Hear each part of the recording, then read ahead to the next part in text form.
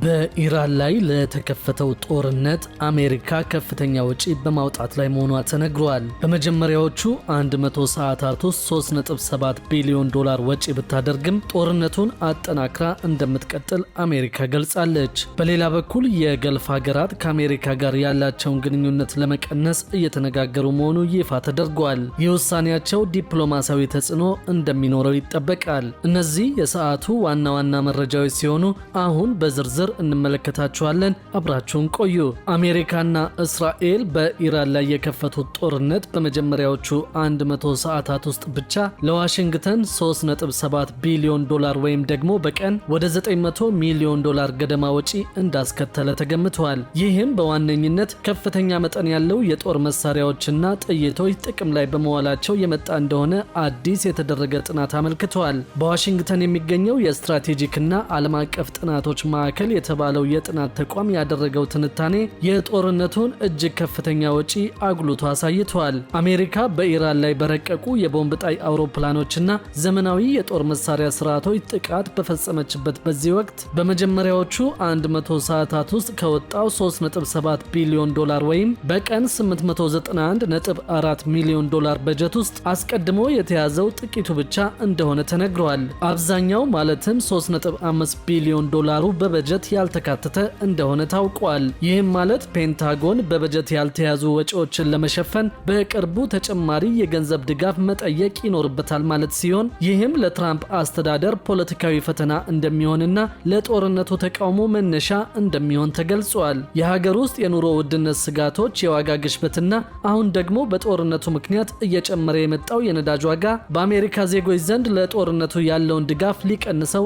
እንደሚችል ይጠበቃል። የአሜሪካ መከላከያ ሚኒስቴር ስለ ኦፕሬሽኖቹ ዝርዝር መረጃዎችን በውስን መልኩ ብቻ መስጠቱን የጠቀሱት ተመራማሪዎች ትንታኔያቸው የተመሰረተው በኮንግረሱ የበጀት ጽሕፈት ቤት ግምቶች ላይ መሆኑን ገልጸዋል። በጥናቱ መሰረት አሜሪካ በመጀመሪያዎቹ 100 ሰዓታት ውስጥ ከ2000 በላይ የተለያዩ የጦር መሳሪያዎችን የተጠቀመች ሲሆን እነዚህ መሳሪያዎችን መልሶ ለመተካት 3.1 ቢሊዮን ዶላር እንደሚያስፈልግና ወጪውም በቀን 758.1 ሚሊዮን ዶላር እንደሚጨምር ተገምተዋል። የሀገሪቱ መከላከያ ሚኒስትር ፒት ሄግሴት በኢራን ዋና ከተማ ቴሄራን ላይ የሚፈጸመው የጥቃት ኃይል በከፍተኛ መጠን ሊጨምር መሆኑን እየተናገሩ ይገኛሉ። ሄግሴት አክለውም የማጥቃት ዘመቻው በቆራጥነት እያደገ መሆኑን ገልጸዋል። ኢራን ይህንን ጥቃት መቀጠል አንችልም ብላ ተስፋ ታደርጋለች፣ ይህም እጅግ መጥፎ ስሌት ነው ብለዋል። አሜሪካ ምንም የተተኳሽ እጥረት እንደሌለባትና የማጥቃት ዘመቻውን እስከፈለገችው ድረስ ማስቀጠል እንደምትችል ተናግረዋል። ገና መዋጋት መጀመራችን ነው፣ የምንዋጋውም በቆራጥነት ነው ሲሉም ተደምጠዋል። እንግሊዝ ከጅምሩ የአሜሪካ አየር ኃይል ኢራን ላይ ለሚፈጽመው ጥቃት የጦር ሰፈሯን እንዲጠቀም አለመፍቀዷን የተቹት ሄግሴት አሁን ግን ብሪታንያ መስማማቷ ዘመቻውን ለማጠናከር እንደሚያግዝ አስረድተዋል። ተሳክቶልናል፣ እናም አሁን ቦምብ ጣይ አውሮፕላኖችን ለማሰማራት እንደ አንድ መንገድ እየተጠቀምንበት ነው ያሉት መከላከያ ሚኒስትሩ ይህ እርምጃ ኢራን ላይ ለተከፈተው ወታደራዊ ዘመቻ ተጨማሪ አቅሞችና ተጨማሪ የመከላከያ ብቃት እንደሚያስገኝ እንዲሁም ደግሞ ተደጋጋሚ የቦምብ ጥቃቶችን ለመፈጸም እንደሚያስችል አብራርተዋል። በኢራን በተለይም ቴሄራን ላይ የሚወርደው የጥቃት ኃይል በከፍተኛ መጠን ሊጨምር ነው ሲሉም አክለዋል። አሜሪካና እስራኤል እያጠቁ ያሉት የኢራን ተቃዋሚዎችን ኢላማ የሚያደርጉትን ኃይሎች እንደሆነም ነው የተናገሩት። ይህንን በተፈጸመ ቁጥር እንዲሁም ፍላጎትና አቅማቸው በተዳከመ መጠን ህዝቡ በድፍረት እንዲቆም ተጨማሪ እድል ይፈጥራል ብለዋል። በሌላ በኩል የገልፍ ሀገራት ከአሜሪካ ጋር ያላቸውን ግንኙነት ለመቀነስ እየተነጋገሩ መሆኑ ይፋ ተደርገዋል። ይህ ውሳኔያቸው የዲፕሎማሲያዊ ተጽዕኖ እንደሚኖረው ተነግረዋል። የገልፍ ሀገራት ከፍተኛ የኢኮኖሚ ባለቤት የሆኑት ሳውዲ አረቢያ፣ የተባበሩት አረብ ኤምሬትስና ኩዌት ከአሜሪካ ጋር ያላቸውን ኢንቨስትመንት ለመቀነስ እየተወያዩ መሆኑ ተገልጿል።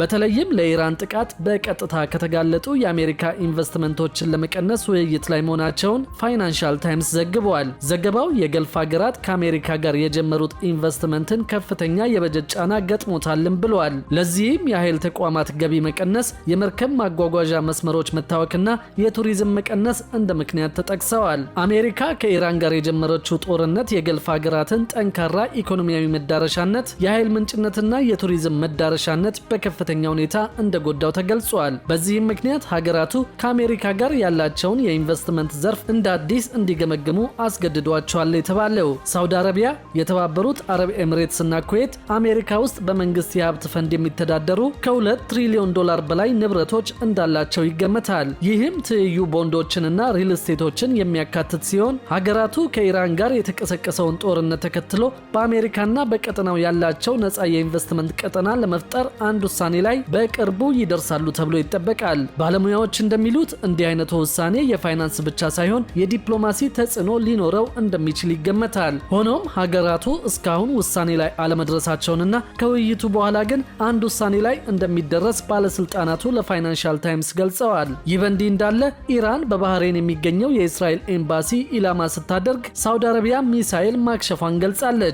የኢራኑ የፋርስ ዜና አገልግሎት እንደዘገበው በባህሬን ዋና ከተማ ማናማ ላይ ትላንት ሌሊት የተፈጸመው ጥቃት የእስራኤል ኤምባሲ የሚገኝበትን የፋይናንሻል ሃርበር ታወርስ የንግድ ማዕከል ኢላማ እንዳደረገ ታውቋል። አሜሪካና እስራኤል በኢራን ላይ የከፈቱት ጦርነት የመጀመሪያው ሳምንትና ኢራን የአሜሪካ ጦርና ንብረት በሚገኝባቸው ሀገራት ላይ የምትወስደው የአጸፋ እርምጃ ቀጠናውን አልፎ ዓለም አቀፋዊ ወደሆነ ሰፊ ግጭት ማምራቱ ተነግሯል። በርካታ የባህረ ሰላጤው አገራት፣ የአረብ መንግስታት እንዲሁም ቱርክና አዘርባይጃን በጦርነቱ ቀጥተኛ ኢላማ ውስጥ መግባታቸውን የታወቀው የሳውዲ አረቢያ መከላከያ ሚኒስቴር በዚህ ሳምንት አርብ ዕለት እንዳስታወቁት በአገሪቱ ማዕከላዊ ክፍል በሚገኘው አልካርጅ ግዛት አንድ የክሩዝ ሚሳኤል ተመቶ መውደሙን ገልጸዋል። ሚኒስትሩ ከዚህ ውጭ ግን ዝርዝር መረጃ ከመስጠት ተቆጥበዋል። በተጨማሪም ሚኒስቴሩ ቆይቶ ባወጣው መግለጫ በሪያድ ክልል ምስራቃዊ አቅጣጫ 3 ድሮኖችን ማክሸፉን አስታውቋል። በሌላ በኩል የኳታር መከላከያ ሚኒስቴር ትላንት ሌሊት ባወጣው መግለጫው የአየር መከላከያ ሰራዊቱ የአሜሪካ